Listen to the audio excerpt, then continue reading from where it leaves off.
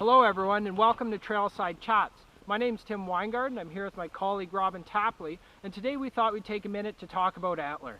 Well, we get a lot of questions about what the difference is between antlers and horns. People ask us all the time.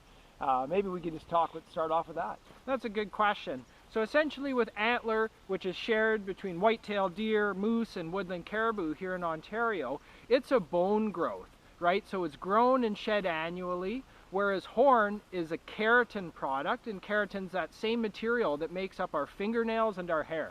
Exactly, and here we've got a couple examples that we have collected over the years for our education purposes.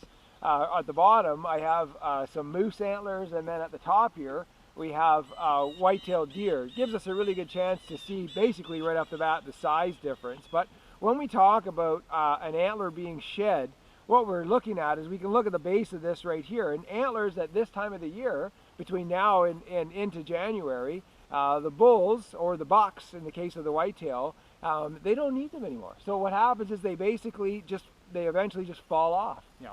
And when we talk antler, it's annual. So they fall off. The hole that's left behind on the skull actually, it basically scabs over, heals over, and the antler within a month or so will start to grow again. Yeah.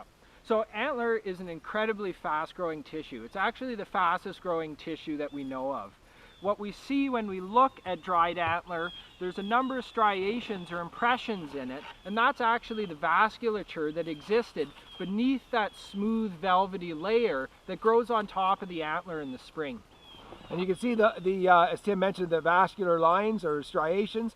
That's these guys right here. Those are where the blood vessels will continue to grow and stretch out as the antler grows. And when it reaches September, it's an interesting time, because at that point what happens is at the end or the base of the antler, the vessels constrict and the blood flow stops flowing to the antler.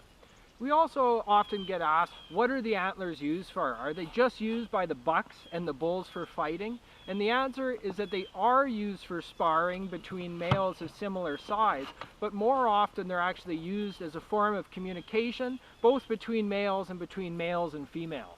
That's exactly it. And when we actually see these antlers, one of the things that we have found right here, and this is kind of interesting, because when we talk about bull moose fighting, this could be an example. We've actually found the skull and the antlers intact. This could be from old age, probably not. It's probably more from a predatory attack, or in the case of the fight, like this moose was actually killed from another one by being gored by one of the time. Yep. So when we talk about moose communicating with their antlers, we're talking about a lot as body posturing. Often males will turn broadside to one another and rock their heads back and forth. Right? This is showing each other the size of their antler set and essentially saying, look, I'm a Bigfoot male, you probably don't want to fight with me. Right? But when they do get into that similar size class, you can get essentially that sparring behavior starting up, right? And what they're doing for the most part is a bit of a shoving match. But that's not to say that these very impressive tines of the bull moose aren't developed to actually puncture the rib cage and into the lungs of an opponent if that fight gets to that point, and if they're able to turn that other male broadside. Yeah, and it could kill it. Yeah. It would definitely kill it. And this could be the result of what we have right here in our hands. So I guess just to add another thing is, when you're out and you're hiking on the trails and you're out exploring, you may be lucky enough to come across a set of antlers. And when you do, take time to take a look at them. And with closer inspection, you're going to notice on some antlers you may find, like we have, it's a little bit difficult to see here, but right on the tip here, you can see where something's been chewing at it.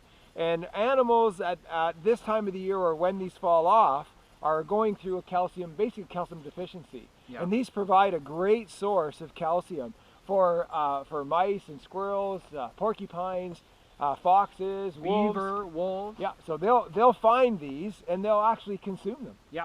And I think, again, as Robin was saying, these are an important source of calcium, so it is good to leave them out in the bush, because many of these animals are not only breeding, but gestating over the winter, and that calcium is incredibly important for their young's development. Exactly. So remember, when you're out and you're hiking in the park, keep an eye out for these, especially at this time of the year.